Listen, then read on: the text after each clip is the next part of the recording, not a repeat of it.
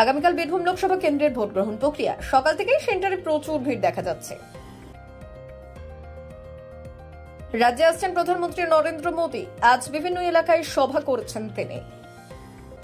উত্তর চব্বিশ পরগনায় শূন্যে গুলি চালিয়ে আগ্নেয়াস্ত্র দেখিয়ে ফেরিঘাটে নৌকোর মাঝিদের টাকা লুট।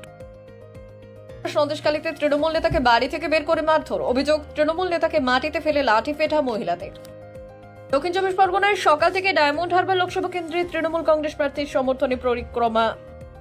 দক্ষিণ চব্বিশ পরগনার মথুরাপুর লোকসভা কেন্দ্রে তৃণমূল কংগ্রেস প্রার্থী প্রচারে বেরিয়ে মানুষের অভাব অভিযোগের কথা শুনলেন। দক্ষিণ চব্বিশ পরগনায় সৃজনের সম্পত্তির হিসাব নিয়ে কটাক্ষ সায়নের। দক্ষিণ চব্বিশ পরগনায় রবিবাসরীয় প্রচারে ভাঙড়ে জন্মদিনের কেক কাটলেন সৃজন ভট্টাচার্য। নদিয়ায় নির্বাচনের প্রাক্কালে বস্তা ভর্তি বোমা উদ্ধারের ঘটনায় চাঞ্চল্য।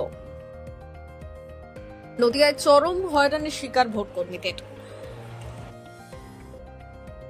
দক্ষিণ দিনাজপুরের বালুরঘাটে উচ্চ মাধ্যমিকে 93% নম্বর পেয়ে সাফল্য লাভ মিতালি বর্মনের।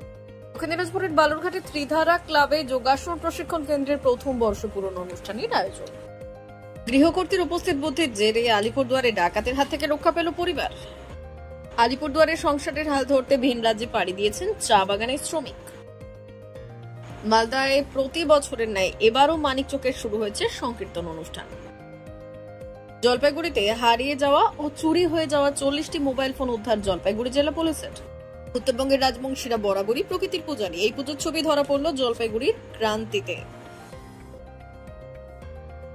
রাত পোহালে আসানসোল লোকসভা কেন্দ্রের ভোট চলছে শেষ মুহূর্তের প্রস্তুতি।